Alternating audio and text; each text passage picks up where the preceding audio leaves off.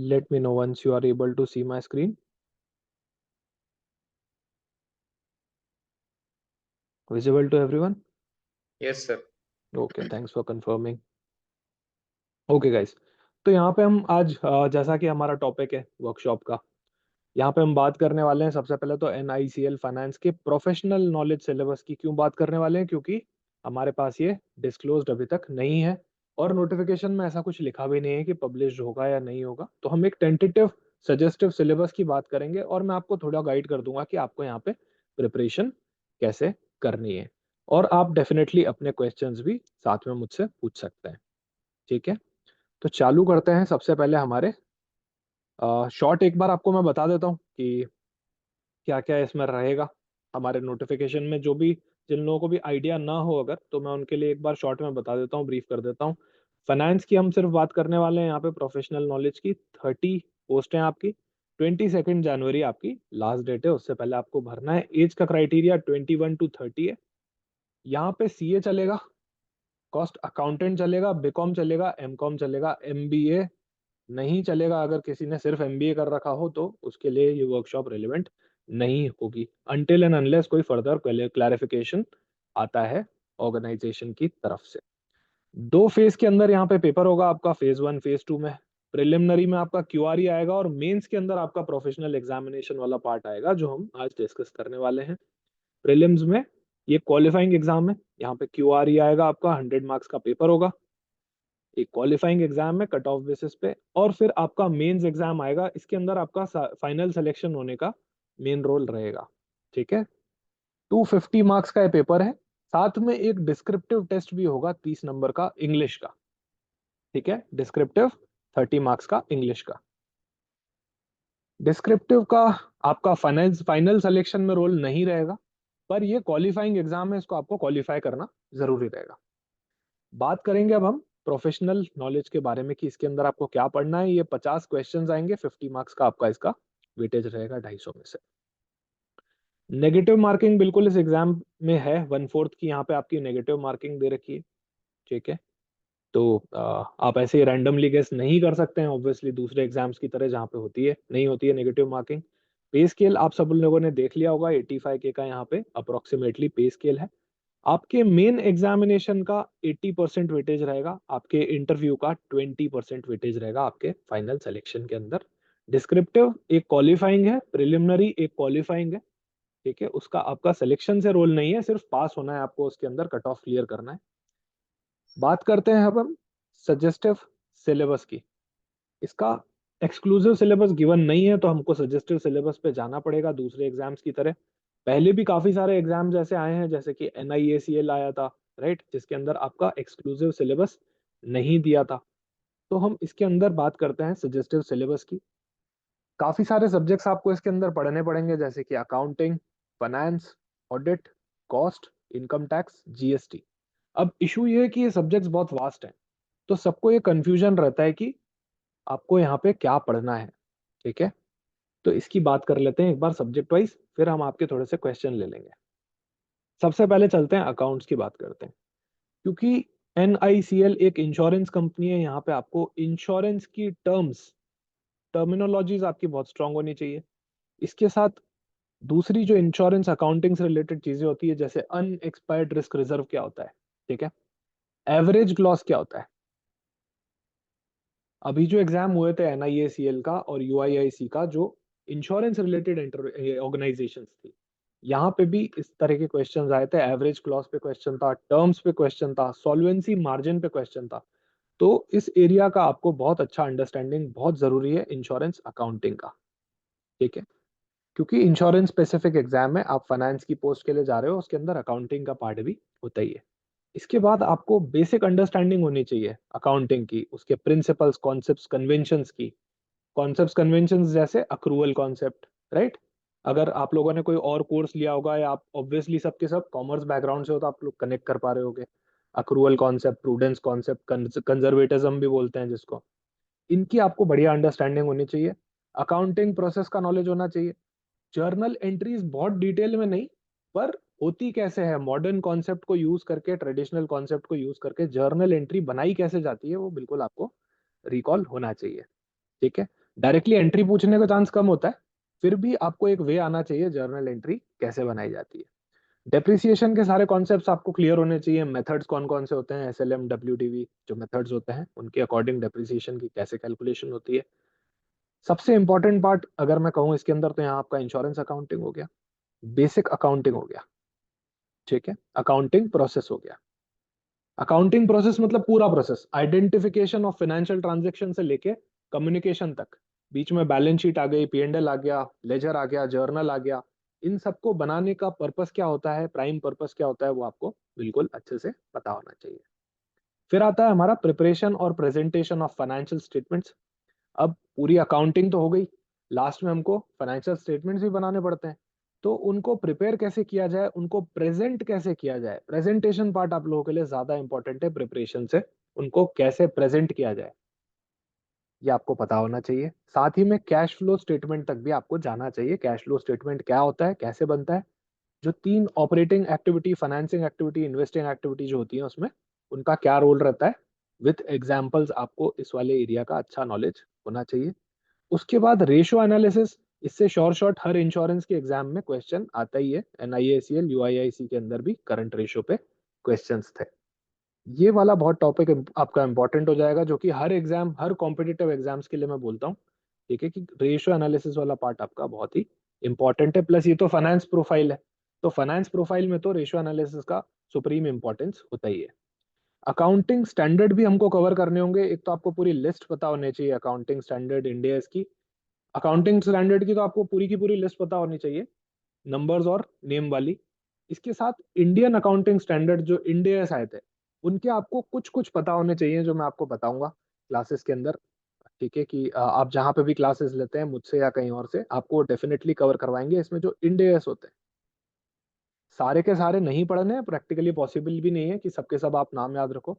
जो इम्पोर्टेंट इंडेस हैं वो आपको जरूर यहाँ पे नंबर्स पता होने चाहिए, और यहाँ पे जो आपका कवरेज होना चाहिए, जैसे कि हम हर कॉम्पिटिटिव एग्जाम्स के लिए बात करते हैं, AS9, AS10, AS2। AS2 आपका इन्वेंट्रीज, AS10 आपका प्रॉपर्टी प्लांट एंड इक्विपमेंट, और AS9 सबसे इंपॉर्टेंट रेवेन्यू रिकॉग्निशन। इसको आप बिल्कुल मत छोड़ना। हालांकि इन तीन में से भी सबसे ज्यादा क्वेश्चन 9 में से ही आते हैं, यहाँ कभी कभी तो 100% 9 में से आते हैं, दूसरे में से नहीं पूछे जाते हैं, स्टिल इनको आपको कवर करना चाहिए, ये भी एक इम्पॉर्टेंट एएस इंडेस में फॉल करते हैं। इसके अलावा क्योंकि ये ऑर्गेनाइजेशन एक इंश्योरेंस ऑर्गेनाइजेशन है, तो आपको इंड एएस 104 जो कि इंश्योरेंस कॉन्ट्रैक्ट से डील करता है, 104, अभी हम इसको यूज नहीं कर रहे हैं प्रैक्टिकली ऑर्गेनाइजेशंस में, क्योंकि इसकी जगह इंडेस 117 एप्लीकेबल जल्दी ही होने वाला है, ठीक है, तो अभी ये यूज में नहीं हो रहा है, पर आपको इसमें पता होना चाहिए, ठीक है, कि इंडेस 117 अभी लगने वाला है। ये बहुत ही एक बर्निंग टॉपिक चल रहा है, ये IFRS 17 पे बेस्ड है, इंडेस 117 पे, ठीक है। तो अभी ये बहुत ही बर्निंग टॉपिक चल रहा है, इसका आपको नॉलेज थोड़ा सा होना चाहिए, एटलीस्ट आपको इसका नेम, इसका नंबर पता होना चाहिए। एग्जिस्टिंग अभी जो यूज हो रहा है वो 104 है। इसके अलावा जो इंश्योरेंस सेक्टर के फाइनेंशियल स्टेटमेंट्स कैसे प्रिपेयर होते हैं, वो सब हम इंश्योरेंस अकाउंटिंग में पढ़ेंगे।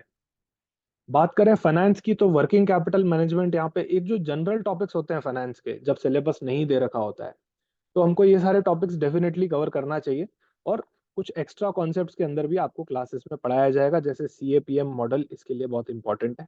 वर्किंग कैपिटल मैनेजमेंट तो सबसे इंपॉर्टेंट टॉपिक हो जाएगा आपके यहाँ पे लिए, क्योंकि किसी भी फाइनेंस रिलेटेड प्रोफाइल के अंदर working capital management supreme importance का होता है। कैपिटल बजटिंग भी एक अच्छा टॉपिक है, इसका भी आपको नॉलेज होना चाहिए, और एक्स्ट्रा में आपको cost of capital, operating leverage और फाइनेंशियल लिवरेज भी कवर करने चाहिए। इन दोनों का वेटेज उतना नहीं रहता है एग्जाम में, पर यू नेवर नो, ठीक है, आपको ये बिल्कुल कवर करने चाहिए। पहले इनका वेटेज रहा करता था, अभी ज्यादातर एग्जाम्स में आपका वर्किंग कैपिटल मैनेजमेंट और कैपिटल बजटिंग पूछे जा रहे हैं, ठीक है। एक बार मैं जल्दी से कमेंट बॉक्स चेक कर लेता हूँ, फिर उसके बाद आगे चलते हैं। लाइक यूआई, हाँ बिल्कुल, UIIC अकाउंट्स और फाइनेंस के कोर्स की तरह ही इसका पूरा कवरेज रहेगा, ठीक है, उससे रिलेटेड एग्जाम है। ओके, NICLAO में इंश्योरेंस अकाउंटिंग से रिलेटेड इतने क्वेश्चन नहीं थे, हाँ राइट, 3-4 क्वेश्चन थे, बिल्कुल सही बात है। और UIIC के अंदर भी 3-4 क्वेश्चंस कुछ आए थे, एक एवरेज क्लॉज पे आया था, ठीक है, बट यू नेवर नो कि कितना वेटेज रहता है। पर इसीलिए मॉक टेस्ट के अंदर कम से कम हर मॉक टेस्ट में 8 से 10 क्वेश्चन कवर किए जाते हैं। ठीक है, अब एग्जाम में कभी कभी क्वेश्चन कम आ जाते हैं, कभी कभी ज्यादा आ जाते हैं। ठीक है, but we need to cover insurance accounting because यही इस प्रोफाइल के अंदर काम रहता है। प्रोफाइल में क्या डिफरेंस रहता है हम लास्ट में एक बार डिस्कस करते हैं। डेप्थ ज्यादा रहता है क्या एग्जाम में? देखो ऐसा फिक्स नहीं होता। एक हमेशा कभी भी एग्जाम ना स्ट्रेट फॉरवर्ड नहीं बनता कि इजी बन गया या टफ बन गया। एक मिक्स होता है हर एग्जाम में। देखो तो कभी कभी वो डिफिकल्टी वाला लेवल थोड़ा ज्यादा हो जाता है, कभी कभी मॉडरेट वाला लेवल ज्यादा हो जाता है। तो हमेशा एक मिक्स होता है। ठीक है, पर आपको डेप्थ में जरूर कवर करना चाहिए। आपको डेप्थ में हमेशा कवर करके जाना चाहिए। ठीक है, और इसका तो सिलेबस भी नहीं दिया हुआ है। तो आपको यहाँ पे तो डेफिनेटली अच्छा कवरेज एक करना चाहिए, एक बहुत ही वाइड रेंज कवर करनी चाहिए। देखो मैं हमेशा बोलता हूँ कि increase the surface area of your luck. Increase the surface area of your luck. जितना आप प्रिपेयर करोगे उतना आप ज्यादा लकी होते जाओगे। तो आपको वास्ट कवरेज बिल्कुल इन एग्जाम्स में करना चाहिए, एटलीस्ट उन एग्जाम्स में जिनमें आपका सिलेबस ही नहीं गिवन है। इसके बाद बात करते हैं कॉस्ट की, कॉस्ट अकाउंटिंग की। कॉस्ट अकाउंटिंग हमको यहाँ पे बहुत डिटेल में बिल्कुल भी नहीं कवर करनी है। ओवरव्यू ऑफ कॉस्टिंग का जो चैप्टर होता है जिसके अंदर सब बताया जाता है कि मैनेजमेंट अकाउंटिंग क्या होता है, फाइनेंशियल अकाउंटिंग, राइट, ये सारी चीजें क्या होती है, कॉस्ट अकाउंटिंग, इन तीनों में डिफरेंसेस क्या होते हैं, ये ओवरव्यू आपको आना चाहिए। Fix cost, variable cost, semi variable cost, इनमें डिफरेंसेस आपको पता होने चाहिए। और मार्जिनल कॉस्टिंग जो कि एक बहुत ही इंपॉर्टेंट टॉपिक बन जाएगा कॉस्टिंग के पॉइंट ऑफ व्यू से भी, फाइनेंस के पॉइंट ऑफ व्यू से भी। मार्जिनल कॉस्टिंग इस एग्जाम के लिए और दूसरे भी एग्जाम्स में आपने देखा होगा इसका वेटेज सबसे सुप्रीम इंपॉर्टेंस का रहता है। कॉस्ट कंट्रोल एंड एनालिसिस के अंदर दो टॉपिक आते हैं, एक तो बजटरी, एक तो बजट वाला टॉपिक आता है आपका, और एक आता है आपका स्टैंडर्ड कॉस्टिंग का। स्टैंडर्ड कॉस्टिंग को आप लीस्ट प्रेफरेंस दे सकते हैं या मैं कह सकता हूँ बिल्कुल इग्नोर कर सकते हैं। बजट वाले चैप्टर को आपको इंपॉर्टेंस देनी चाहिए। बजटरी कंट्रोल में काफी सारे क्वेश्चंस आजकल कॉम्पिटिटिव एग्जाम्स में आते हैं। तो यहाँ पे अगर मैं बात करूँ तो overview of costing, marginal costing और बजट, ये वाले तीन टॉपिक्स आपके, बजटरी कंट्रोल कह रहा हूँ है ना, बजटरी कंट्रोल कह रहा हूँ चैप्टर होता है कॉस्टिंग में। ये तीन टॉपिक्स आपके लिए यहाँ पे सुप्रीम इंपॉर्टेंस रहेंगे। देखो थ्योरी का ज्यादा वेटेज रहेगा या न्यूमेरिकल, वापस मैं कहूंगा मिक्स रहेगा। ठीक है, डिप्लोमेटिक आंसर, क्योंकि पेपर भी डिप्लोमेटिक ही आता है, एक मिक्स रहेगा। ठीक है, रेशो एनालिसिस में से आप श्योरली क्वेश्चन एक्सपेक्ट कर सकते हो कि आपको हाई चांस है कि ये वाला जो टॉपिक था अकाउंटिंग का, रेशो एनालिसिस वाला, इसमें हाई चांस है कि आपको प्रैक्टिकल क्वेश्चन मिलेगा। ठीक है, हालांकि कोर्सेज के अंदर हम बहुत सारे रेशोज कवर करते हैं, सॉल्वेंसी में भी debt to service, debt service coverage ratio तक चले जाते हैं। एग्जाम के अंदर करंट रेशो ही जनरली पूछा गया है, but you never know, right. Finance profile है, बिल्कुल ये टॉपिक बहुत ही इंपॉर्टेंट है, आपको इसका सबसे बढ़िया कवरेज करना चाहिए। कितनी बार होता है इतना पढ़ने के बाद भी एग्जाम में वापस वही 2-3 क्वेश्चन आते हैं और डायरेक्ट करंट रेशो के आते हैं। हमको लगता है सर हमने तो इतना पढ़ा था, अब आपने तो 50 तरह के रेशो पढ़ा दिए थे क्लास में, लेकिन हमारे एग्जाम में तो आया घूम फिर के करंट रेशो ही। पर यू नेवर नो कि कब क्वेश्चन आ सकता है, कब कौन सा पेपर टफ बनता है, इसलिए आपको इसको एक्सक्लूसिव कवरेज करना है। ठीक है, इसका एक्सक्लूसिव कवरेज आपको करना है। एटलीस्ट जो मैं इंपॉर्टेंट टॉपिक्स आपको बता रहा हूँ वो आपको बिल्कुल भी नहीं छोड़ना है। ठीक है, जो छोड़ना है मैं खुद ही बता रहा हूँ। देखो इसके अंदर जैसे स्टैंडर्ड कॉस्टिंग वाला पार्ट मैंने आपको कहा, कॉस्ट कंट्रोल एंड एनालिसिस के अंदर, एनालिसिस कंट्रोल में तो बजटरी कंट्रोल आ जाता है, एनालिसिस में स्टैंडर्ड कॉस्टिंग आ जाता है, इसको आप इग्नोर कर सकते हो। ठीक है, कंपनीज एक्ट से भी क्वेश्चन आ सकता है क्या? हाँ, ये बहुत अच्छा क्वेश्चन है देखो शिवम का। वो पूछ रहे हैं सर कंपनीज एक्ट से भी क्वेश्चन आ सकता है, क्योंकि यूआईआईसी के अंदर सिलेबस के अंदर दे दिया था, राइट, और उसमें क्वेश्चन आए भी थे कंपनीज एक्ट से, काफी सारे क्वेश्चंस थे, राइट, उस एग्जामिनेशन में। तो बिल्कुल आपको कंपनी लॉ को भी कवर करना चाहिए, बट सेलेक्टिव बेसिस पे, सेलेक्टिव बेसिस पे, सारा का सारा कवर बिल्कुल भी नहीं करना चाहिए। ठीक है, बहुत बड़ा होता है देखो कंपनी लॉ, प्रैक्टिकली पॉसिबल नहीं है कि आप सारा का सारा कवर करो। तो उसका जो इम्पोर्टेंट पार्ट होता है वो कोर्स में आपको लॉ की जो मैम है वो कवर करवाएंगे, इंपॉर्टेंट वाला पार्ट। ठीक है, तो बिल्कुल आपको कंपनीज एक्ट के भी इंपॉर्टेंट प्रोविजंस पढ़ने हैं। हालांकि कंपनीज एक्ट के अंदर जो ऑडिट वाला टॉपिक है उसके अंदर मैं आपको बिल्कुल गाइड करूंगा, ये वाला मेरा पार्ट रहता है, तो डेफिनेटली इस पर मैं आपको गाइडेंस दे सकता हूँ कि ऑडिट ऑफ कंपनीज के अंदर आपको क्या क्या पढ़ना है। ऑडिटिंग का आपको बेसिक बिल्कुल पढ़ना है कि ऑडिट क्या होती है। ठीक है, बेसिक्स ऑफ ऑडिटिंग, कितने तरीके की ऑडिटिंग होती है, उनके टाइप्स क्या होते हैं, उनमें डिफरेंसेस क्या होते हैं, प्लानिंग प्रोग्रामिंग के अंदर डिफरेंस, और एज अ होल ऑडिट होती कैसे है ऑर्गेनाइजेशन में। प्लीज कंफर्म है, बिल्कुल है ना, एम कॉम एलिजिबल हो, आप कंटिन्यू कर सकते हो, है ना, सुनते रहो बने रहो एम कॉम एलिजिबल है, ठीक है। इंटरनल कंट्रोल, इंटरनल चेक, इन सब का डिफरेंस आपको बिल्कुल पता होना चाहिए कि इनमें क्या फर्क होता है। वाउचिंग वेरिफिकेशन का डिफरेंस, हालांकि इनके चांसेस कम होते हैं एग्जाम में आने के लिए, ठीक है, पर 1 नंबर 2 नंबर के क्वेश्चन आप इन वाले टॉपिक्स में से, इन वाले टॉपिक्स में से बिल्कुल एक्सपेक्ट कर सकते हो। ज्यादा अगर इंपॉर्टेंट कहूँ तो ये फर्स्ट वाला टॉपिक, और आपका कंपनीज एक्ट वाला जो टॉपिक होता है, कंपनी ऑडिट वाला जो टॉपिक होता है, कारों में से भी जनरली क्वेश्चन नहीं आता है, पर जो आपका ऑडिट ऑफ कंपनीज वाला पार्ट होता है कि कब कौन सा ऑडिटर कब अपॉइंट करना है, गवर्नमेंट कंपनी को कब करना है, नॉन गवर्नमेंट कंपनी को कब करना है, ये वाला टॉपिक आपका सुप्रीम इंपॉर्टेंट रहता है अगर ऑडिटिंग की हम डायरेक्टली बात करें तो। अभी तक किसी का कोई भी क्वेश्चन यहाँ तक आगे बढ़ने से पहले? Sir I have done my graduation in BCom, ठीक है, and MBA financial service, am I eligible? देखो इसमें ना सीधा दे रखा है बीकॉम, ठीक है, अभी के लिए। तो अगर मैं ऐसे लिटरल पढ़ूं तो आप बीकॉम हो तो आप एलिजिबल हो, ठीक है। इसमें ऐसा कुछ दे नहीं रखा कि बीकॉम आपने स्पेशलाइजेशन में कौन सा लिया था, ठीक है, और एमबीए में कौन सा लिया था, तो एमबीए तो एलिजिबल है ही नहीं। पर आपकी प्राइमरी डिग्री बीकॉम है या एमकॉम है तो आप बिल्कुल एलिजिबल हो, है ना, तो आप इसके लिए कर सकते हो अप्लाई। और किसी का कोई भी क्वेश्चन आगे चलने से पहले?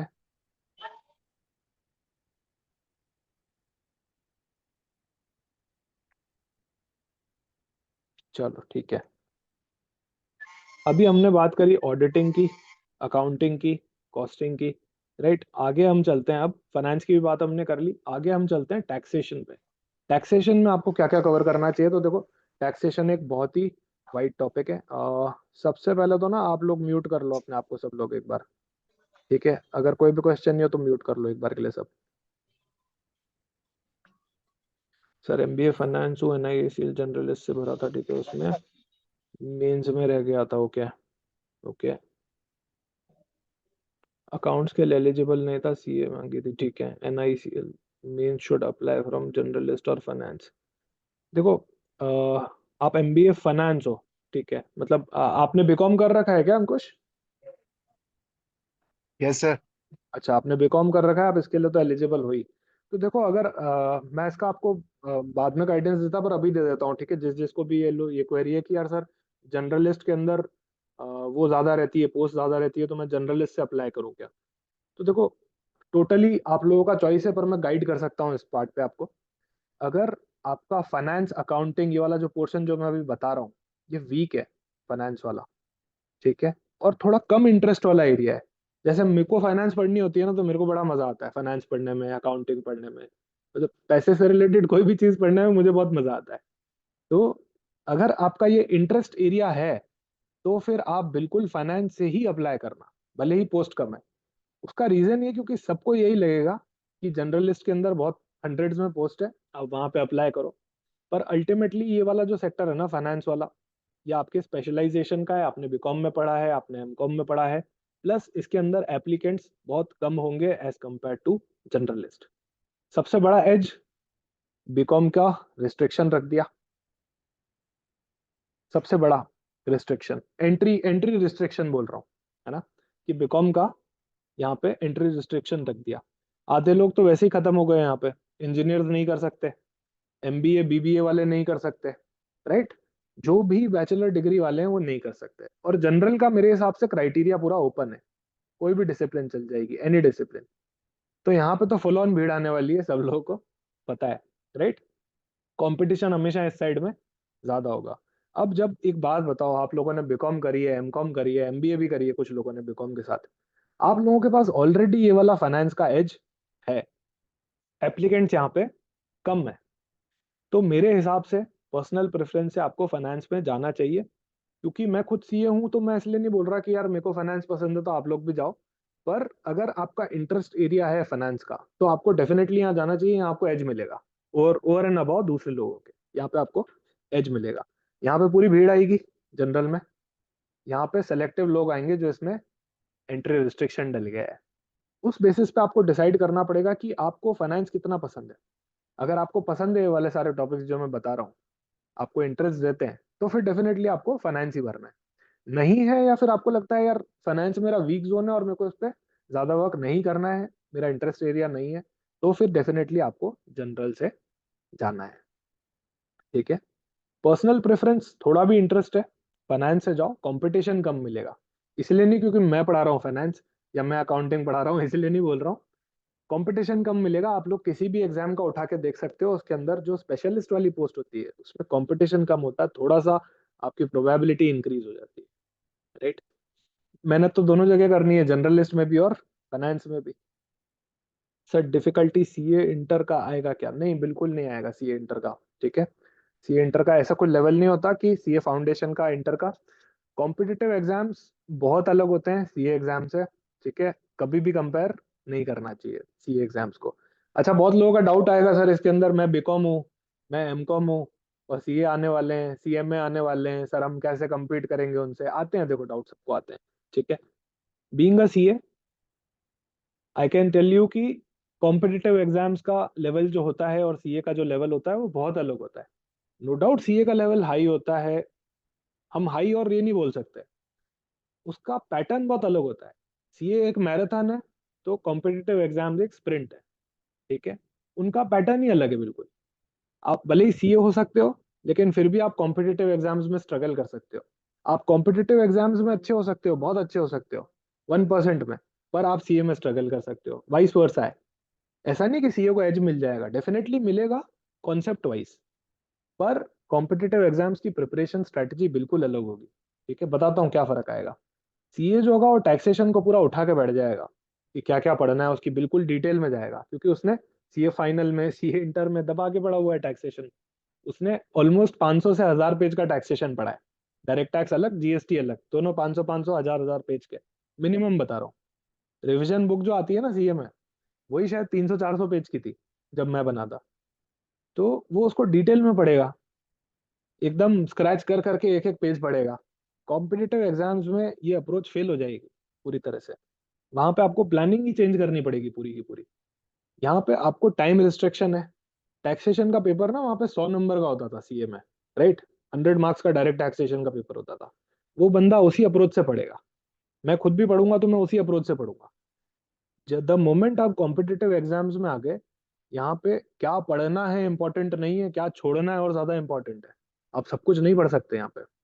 ठीक है। एक बार वापस से आता हूँ टॉपिक पे। टैक्सेशन में बात करते हैं तो इनकम टैक्स की पहले बात करता हूँ। बेसिक्स ऑफ इनकम टैक्स आपको पता होने चाहिए। ठीक है। कि इनकम इनकम टैक्स क्या है, प्रोग्रेसिव है, रिग्रेसिव है, इसके बेसिक सेक्शंस हो गए। हेड्स ऑफ इनकम, उसमें भी आपका सैलरी हेड सबसे इंपॉर्टेंट है। सैलरी हेड बहुत इंपॉर्टेंट है। Majority of the question salary head से आ जाते हैं। बिजनेस एंड प्रोफेशन के अंदर टैक्स ऑडिट वाला पार्ट बहुत इंपॉर्टेंट है। 44 AB के अंदर जो टैक्स ऑडिट का डिस्कशन होता है, काफी इंपॉर्टेंट है। फिर फाइलिंग ऑफ रिटर्न्स में आपको पता होने चाहिए कौन सा रिटर्न किसके लिए फाइल किया जाता है। ठीक है। कैपिटल गेन में आपको रेट्स पता होने चाहिए। इसमें भी सैलरी वाला आपका जो हेड है, मेजोरिटी ऑफ द वेटेज ले जाता है हेड्स ऑफ इनकम में से। क्योंकि एक्चुअल में रियल लाइफ में काम करते टाइम एक अकाउंट्स और फाइनेंस प्रोफाइल के अंदर उसको टैक्सेशन से ही काम करना जो रहेगा, वो सैलरी वाले पार्ट से रहेगा ज्यादातर। उसको पे स्लिप्स बनाने का, वो एनालिसिस करने का। ठीक है। जैसे अकाउंट्स की प्रोफाइल होती है तो उसमें क्या काम होता है, जो भी आपके साथ वाले कलीग्स हैं उनकी सैलरी स्लिप्स बनती है, फॉर्म 16 बनता है। राइट। टैक्सेशन रिलेटेड चीजें। अब वहां पे कैपिटल गेन का मैटर उतना नहीं आएगा जितना सैलरी का काम आएगा। इसलिए ये टॉपिक आपके लिए प्रैक्टिकल लाइफ में भी ज्यादा इंपॉर्टेंट हमेशा रहेगा। और स्ट्रेच करें, और इंपॉर्टेंट टॉपिक, बहुत ही important topic, TDS. TDS, TCS, tax collection एक्सचोर्स, थोड़ा सा कम इंपॉर्टेंट है, या फिर मैं कहूँ नेग्लिजिबल ही है। अभी तक इसका क्वेश्चन नहीं आया है। पर इसमें से भी एक दो चीजें आ सकती है, जैसे मोटर व्हीकल पे कौन सा टीसीएस लगता है, कितना परसेंट से लगता है। मोटर व्हीकल मतलब कार खरीदी मैंने आज, ब्रांड न्यू कार खरीदी, तो एक रेंज दे रखी है। उस रेंज से ऊपर जाओगे तभी आपको टीसीएस कटेगा, आपका टीसीएस कलेक्ट होगा। टीडीएस आपके लिए सबसे इंपॉर्टेंट टॉपिक है, इसको बिल्कुल भी इग्नोर मत करना। एडवांस टैक्स, डिडक्शंस, एटीज वाले जो डिडक्शंस होते हैं, ये वाले आपके इंपॉर्टेंट टॉपिक है। टीसीएस को आप इन सेलेक्टेड बेसिस पे, इग्नोर करना नहीं बोल रहा हूँ, सेलेक्टेड बेसिस पे आप इसको कवर कर सकते हो। ठीक है, जैसे एक गुड्स के लिए आया था, अभी नया प्रोविजन आया था, वो वाला कवर कर सकते हो, मोटर व्हीकल वाला कर सकते हो, क्योंकि ये बर्निंग टॉपिक्स है, ये बार बार आते हैं। जो नया है वो बिल्कुल आएगा एग्जाम में। ठीक है, हेड्स के अंदर आपको सैलरी वाला बताया था, ये बहुत इंपॉर्टेंट है यहाँ पे आपके लिए। तो 80% में, मतलब 100% में से 80% यही वाले टॉपिक्स कितनी बार एग्जाम में ले जाते हैं। इसका मतलब ये नहीं है कि सर आपने बताया था कि यही आने चाहिए तो यही आएंगे। हाई प्रोबेबिलिटी है, देखो पेपर मैं नहीं बना रहा, पर हाई प्रोबेबिलिटी है, इतने सारे पेपर देख के बता सकता हूँ कि ये वाले टॉपिक सबसे ज्यादा पूछे गए। आप लोगों ने भी कोई एग्जाम दिया होगा तो आपको पता होगा उसके अंदर कि ये टॉपिक्स बहुत आए हैं। फिर आता है जीएसटी। जीएसटी को आपको बहुत डिटेल में नहीं पढ़ना है, पर इंपॉर्टेंट चीजें आपको पढ़नी है, जैसे बेसिक्स जो हो गए उसके, उसके अंदर कौन सा आर्टिकल नंबर होता है जो आपको पावर देता है जीएसटी कलेक्ट करने का, सप्लाई का कॉन्सेप्ट क्या होता है, कितने टाइप्स की सप्लाई होती है। ठीक है, अब मैंने पुरानी क्लासेस जो लोग मुझसे पढ़ चुके हैं पहले, उन लोगों को भी सप्लाई का कॉन्सेप्ट पढ़ाया है। ठीक है, 1 घंटा लगाया होगा जीएसटी पढ़ाने में, 1-2 घंटे 2 क्लासेस लगी होंगी, और काफी सारी चीजें उसमें से आई होगी और काफी सारी नहीं भी आई होगी, पर पढ़ना हमको पूरा पड़ेगा, मैं छोड़ नहीं सकता। अब सप्लाई का एक ही क्वेश्चन आया था किसी एग्जाम में, बाकी किसी एग्जाम में नहीं है, पर मैं नहीं छुड़वा सकता आप लोगों को ये टॉपिक, क्योंकि इंपॉर्टेंट है। मुझे पता है कभी ना कभी वो मिक्स सप्लाई कॉम्पोजिट सप्लाई पूछ ही लेंगे आपसे। ठीक है, क्योंकि प्रैक्टिकल टॉपिक है एकदम, ये आपको पता ही होने चाहिए बिल्कुल। आप कोई भी एग्जाम दे रहे हो नहीं दे रहे हो, अगर आप फाइनेंस के बंदे हो, कॉमर्स के बंदे हो, अकाउंट्स के हो, आपको ये टॉपिक्स बिल्कुल पता होने चाहिए। आईटीसी का कॉन्सेप्ट बहुत डिटेल में नहीं, पर सिर्फ एग्जाम ओरिएंटेड वाला, रजिस्ट्रेशन की लिमिट्स ये पता होनी चाहिए, और रिटर्न्स का आपको नॉलेज होना चाहिए। रिटर्न्स को आप लास्ट प्रायोरिटी देना। ठीक है, अगर सेल्फ पढ़ रहे हो तो आप सबसे पहली प्रायोरिटी दोगे इनकम टैक्स में टीडीएस को, फिर एडवांस टैक्स को, फिर डिडक्शंस को, हेड्स के अंदर सैलरी हेड को। ठीक है, ये बात हुई इनकम टैक्स की। अच्छा, टैक्स ऑडिट वाला प्रोविजन इंपॉर्टेंट है, इसको भी। जीएसटी की बात करें तो आप सबसे ज्यादा इंपॉर्टेंस दोगे बेसिक्स को, रजिस्ट्रेशन को। ठीक है, इसके अलावा इसके बाद सप्लाई को, इसके भी बाद जीएसटी टीडीएस को। अब काफी सारे लोगों को ना लग रहा होगा सर जीएसटी टीडीएस क्या होता है, टीडीएस तो यहाँ पे आ गया, अरे भाई ये इनकम टैक्स वाला टीडीएस है। जीएसटी में एक अलग से टीडीएस होता है। ठीक है, काफी लोगों को पता ही नहीं है कि जीएसटी का टीडीएस भी होता है। जीएसटी का टीडीएस भी होता है, टीसीएस भी होता है, और ये सिर्फ गवर्नमेंट वाली ऑर्गेनाइजेशंस पे ही लगता है, इसीलिए ये बहुत इंपॉर्टेंट हो जाता है। अब आपको पूरा जीएसटी टीडीएस नहीं पढ़ना है। अब फर्क बताता हूँ क्या होता है। कोई सीए होता है, सीओ सीएस होता है, ठीक है, सीडब्ल्यू होता है, वो जीएसटी टीडीएस का चैप्टर लेके बैठ जाता है जनरली, ऐसा लोग करते हैं। ठीक है, पर कॉम्पिटिटिव एग्जाम्स में सिर्फ उतना इंपॉर्टेंट है कि किस वैल्यू पे लग रहा है। यहाँ पे एक वैल्यू ऑफ कॉन्ट्रैक्ट दे रखी होती है और कितने परसेंटेज पे लग रहा है, बात खत्म। उसके अलावा कोई भी चीज पढ़ने की आपको रिक्वायरमेंट नहीं है। वो आपके लिए नॉलेज के लिए बढ़िया है, लेकिन प्रैक्टिकली आपके एग्जाम में काम नहीं आएगा। ठीक है, ये हो गया आपका टैक्सेशन का डिस्कशन यहाँ पे। और बात करते हैं, अब सब्जेक्ट्स तो खत्म हो गए आपके ये वाले सारे।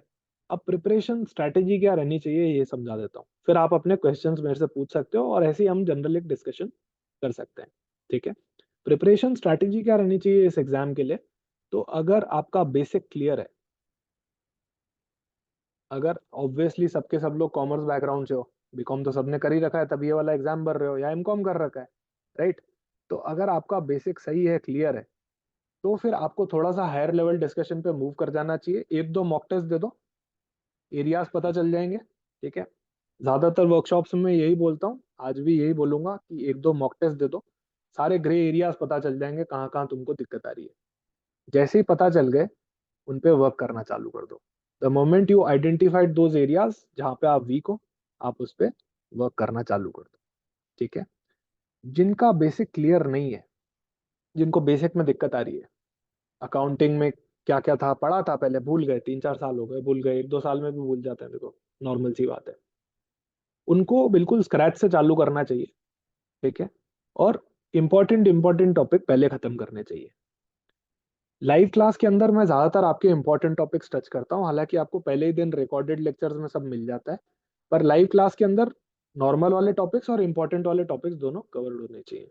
तो आप लोग ट्राई करो कि आप 80% कोर्स पहले कवर करना चाहो, इंपॉर्टेंट वाले जो मैंने आपको अभी बताए, वही सारे इंपॉर्टेंट टॉपिक्स हैं जो स्पेसिफिकली मार्क करवाए, उनको आप पहले टारगेट करो।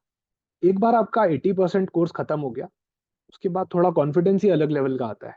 ठीक है, थोड़ा कॉन्फिडेंस लेवल बढ़ जाता है, जो कि जरूरी है। कोई भी एग्जाम हो, सीए एग्जाम हो, कॉम्पिटिटिव एग्जाम हो, पढ़ाई अपनी जगह है, कॉन्फिडेंस लेवल अपनी जगह है। आप लोगों ने भी बहुत सारे लोगों को देखा होगा जिनका यू नो नॉलेज बहुत अच्छा होता है, उनको सब कुछ आता है, पर एग्जाम में किसी रीजन से नहीं कर पाते, कॉन्फिडेंस लेवल लो होने की वजह से या एक्स वाई जेड कोई भी रीजन। तो सबसे पहले अपना कॉन्फिडेंस बूस्ट कर लो 80% कोर्स कवर करके। बचा हुआ 20% आप धीरे धीरे भी कर सकते हो, कोई दिक्कत नहीं है, उसमें से आने के चांसेस भी कम रहते हैं। ठीक है, और आपके पास एम्पल ऑफ टाइम मिल जाएगा। ये 80% ऑफ द कोर्स खत्म करने में आपको बहुत ज्यादा टाइम नहीं लगता है। ठीक है, तो जिनको बिल्कुल कम नॉलेज है अभी फाइनेंस का, फिर भी वो फाइनेंस से भरना चाहते हैं, भूल गए हैं भले ही, एज लेना चाहते हैं कि सर हम तो जनरल से नहीं भरना चाहते, हम फाइनेंस से ही भरना चाहते हैं, हमको या तो मजा ही उस काम में आता है। ठीक है, तो उनको ये वाली स्ट्रैटेजी फॉलो करनी चाहिए। अगर आपका बेसिक क्लियर है तो मॉक टेस्ट दे दो एक दो, ग्रे एरियाज पता चल जाएंगे। देखो, एक ग्रे एरिया सबका इंश्योरेंस अकाउंटिंग होगा, वो सबका ग्रे एरिया है। ठीक है, उसमें सबका वीक है, कोई दिक्कत नहीं है, 1 घंटे में क्लास में हो जाता है, कोई बड़ी बात नहीं है इंश्योरेंस अकाउंटिंग, पर वो इंपॉर्टेंट है। अब भले ही 2-3 क्वेश्चन भी आए तो भी वो इंपॉर्टेंट है, क्योंकि वो 2-3 से 10 कभी भी हो सकते हैं, यू नेवर नो कि वो कब। यही सबसे बड़ी दिक्कत है, जब सिलेबस डिफाइंड नहीं होता, पीवाईपी अवेलेबल नहीं होते, प्रीवियस ईयर पेपर अवेलेबल नहीं होते, तब हमको कंजर्वेटिव एस्टिमेट पे पकड़ना पड़ता है कि यार इंश्योरेंस कंपनी है ना। अब हो सकता है कि इंश्योरेंस अकाउंटिंग से एक भी क्वेश्चन नहीं है, और आप बोलो कि यार सर ने तो वर्कशॉप में बोला था आया नहीं, पर एस्टिमेट ये बोलता है कि हाई चांस है। ठीक है, 2-3 तो आएंगे ही आएंगे, ये तो फिक्स बात है। टर्मिनोलॉजीज पे तो आएंगे ही आएंगे। ठीक है, क्योंकि इंश्योरेंस स्पेसिफिक चीजें हैं। तो बेसिक वालों मॉक टेस्ट लगा लो एक दो, और पता चल जाएगा कि कहाँ पे स्टैंड कर रहे हैं। जिनका कवरेज नहीं हुआ है उनको स्क्रैच से पढ़ना पड़ेगा, और कोई इलाज नहीं है। ठीक है, तो मेजरली मुझे आप लोगों से यही सारा डिस्कशन करना था कि क्या क्या इंपॉर्टेंट टॉपिक्स हैं, क्या क्या आपको पढ़ना चाहिए, और प्रिपरेशन स्ट्रैटेजी क्या रहनी चाहिए। अब आप लोग अपने क्वेश्चंस पूछ सकते हो। ओके, मैं एक बार कमेंट बॉक्स भी चेक कर लेता हूँ। अच्छा, एक तो प्रोफाइल का पूछा था। ठीक है, फाइनेंस का प्रोफाइल मैं आपको बता सकता हूँ। ठीक है, कि इसके अंदर फाइनेंस वाला प्रोफाइल क्या रहेगा। तो फाइनेंस वाले प्रोफाइल के अंदर डेफिनेटली आपका अकाउंटिंग एक मेजर रोल प्ले करता है। देखो, फाइनेंस का पर्पस ये होता है कि एज अ होल कंपनी में क्या हो रहा है, फाइनेंस फ्लो कैसे हो रहा है। तो एक तो वर्किंग कैपिटल मैनेजमेंट रोज आपके काम आएगा वहां पे। MIS रिपोर्ट्स बनानी पड़ती है, मैनेजमेंट इंफॉर्मेशन सिस्टम रिपोर्ट्स बनानी पड़ती है। ठीक है, हर ऑर्गेनाइजेशन में बजटिंग करनी पड़ती है कि कितना फंड हमको चाहिए होगा, राइट। ऐसी डिफरेंट टाइप्स की रिपोर्ट्स बनती है, फाइनेंशियल एनालिसिस करना पड़ता है काफी चीजों का ऑर्गेनाइजेशन में। तो आपका वहां पे जो रोज काम पड़ेगा, एक तो अकाउंटिंग से पड़ेगा, क्योंकि फाइनेंस हेड जो होता है, अकाउंटिंग डिपार्टमेंट भी डेफिनेटली उसको ओवरलुक करना पड़ता है, एनालिसिस वाला पार्ट। इसके अलावा आपका वर्किंग कैपिटल वाला पार्ट, ये सारा आपका रेगुलर वर्क में रहेगा। और रिपोर्ट प्रिपरेशन वाला जो मैंने आपको बताया, MIS रिपोर्ट वाला। ऑनलाइन क्लासेस के लिए डिस्काउंट मिल सकता है। देखो, आप ये वाले डिस्काउंट रिलेटेड चीज ना, एक बार आई एग्जाम बी वाला जो भी नंबर है वेबसाइट पे, आप उस पर कॉल करके पूछिए, वो आपको बेस्ट डील दे देंगे।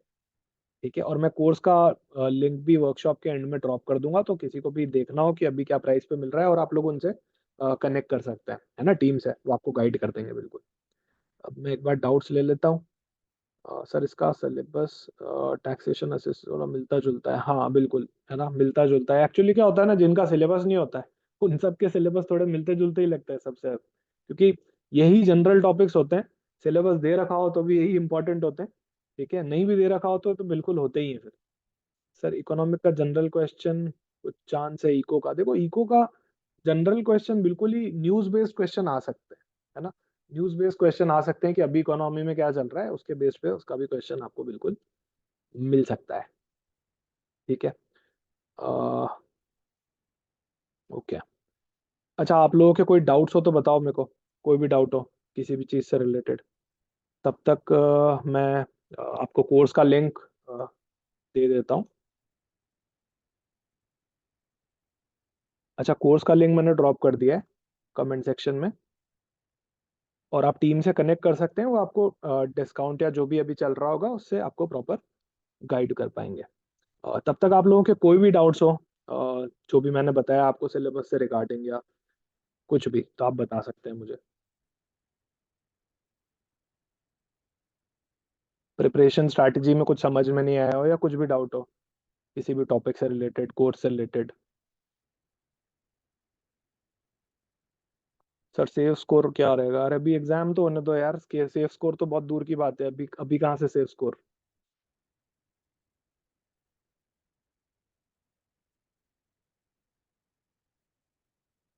देखो सेबी का अभी तक कुछ ऐसा अपडेट नहीं आया है। ठीक है, अपडेट आते ही टीम से डेफिनेटली कोई ना कोई वीडियो बना देंगे। तो आप चैनल से अपडेटेड रहिए, सेबी का अभी तक कोई अपडेट नहीं है, एक्सपेक्टेड है पर अभी अपडेट नहीं आया है। अच्छा, कोर्स के अंदर लाइव क्लासेस भी रहेंगी, रेगुलर लाइव क्लासेस रहेंगी आपकी, और रिकॉर्डेड भी रहेगा। जो रिकॉर्डेड सेशंस होंगे आपको सब्सक्राइब करते ही मिल जाएंगे, और क्लासेस आपको रिकॉर्डेड भी मिल जाएंगी अगर आप अटेंड नहीं कर पाते हैं, और रेगुलर आपकी लाइव क्लासेस रहेगी।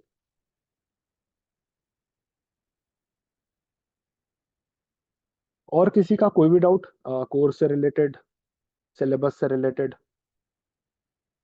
और कोर्स के अंदर मैं ट्राई करूंगा आप लोगों को कि मैं आपको सारे इंपॉर्टेंट टॉपिक्स जल्दी से जल्दी पढ़ा दूं, जो मैं हर कोर्स में ट्राई करता हूँ कि 80% टॉपिक्स हम बहुत ही जल्दी कवर कर लें, ताकि आप लोगों का कॉन्फिडेंस बिल्ड हो जाए।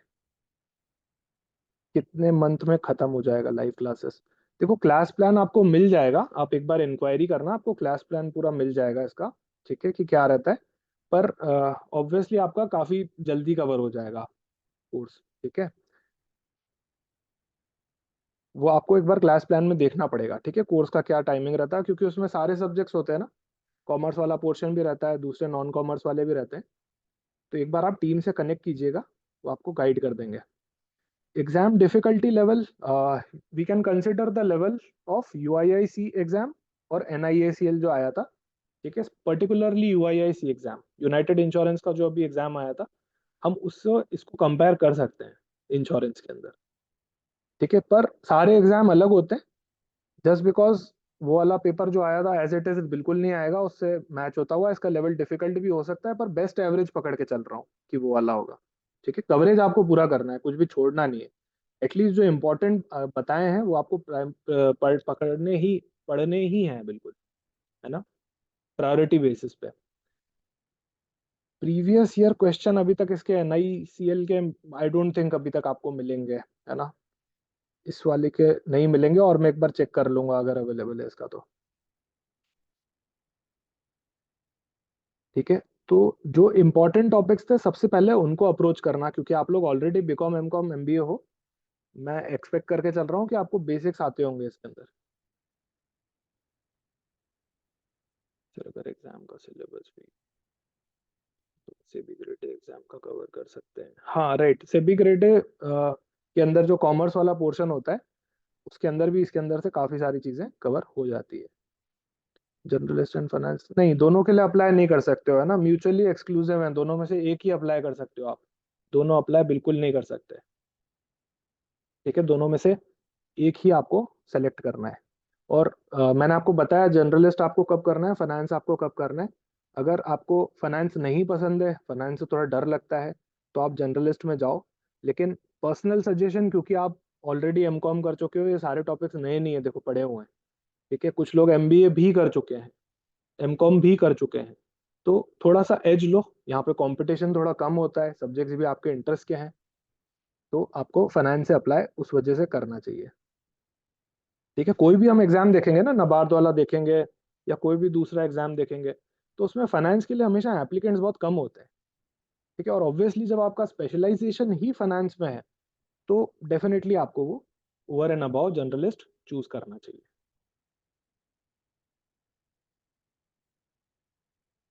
CSIR से रिलेटेबल नहीं, आप UIIC फाइनेंस को इसका बेंचमार्क मान लो, उससे ज्यादा रिलेट करेगा UIIC। और NIACL का जो अकाउंट्स का आया था ना, उससे ज्यादा रिलेट करेगा। अच्छा, किसी की भी कोई भी क्वेरी अभी नहीं भी आ रही हो, तो आप डाल सकते हैं मेल पे। ठीक है, iExam B की support@iexamb पे आप डाल सकते हैं, अगर आपको कोई भी बाद में क्वेरी आती है, या आप डायरेक्टली टीम से भी कनेक्ट कर सकते हैं। एग्जिम बैंक का ओके शिवम, तो मैं आपको चेक कर लूंगा एग्जिम बैंक से रिलेटेड। एग्जिम बैंक का मुझे चेक करना पड़ेगा एक बार के लिए। सर सेक्शनल कट ऑफ रहेगा क्या मेंस में? देखो उसके अंदर नोटिफिकेशन में लिखा है कि आपको इंडिविजुअल स्कोर करना है, तो वो कट ऑफ बेसिस पे रहेगा ही, है ना। सब में रहेगा, प्रिलिमिनरी में भी और आपका मेंस में भी। पर प्रिलिमिनरी वाला जो है वो सिर्फ क्वालिफाइंग एग्जाम है, उसका आपका at the end of the day वो नहीं जुड़ेगा आपके उसके अंदर। और जो डिस्क्रिप्टिव वाला पार्ट है उसमें भी सिर्फ क्वालिफाइंग एग्जाम है, उसका सिलेक्शन क्राइटेरिया में कोई भी नहीं रहेगा रोल। ठीक है, रोल जो रहेगा आपका मेंस एग्जाम का रहेगा और आपका इंटरव्यू का रहेगा 80-20 बेसिस पे। 80% वेटेज जाएगा आपका मेन एग्जाम्स को और 20% वेटेज जाएगा आपका इंटरव्यू वाले पार्ट को। कट ऑफ बिल्कुल रहेगा, सेक्शनल कट ऑफ है ना। और किसी का कोई भी क्वेश्चन? सर, हाँ जी। M I audible?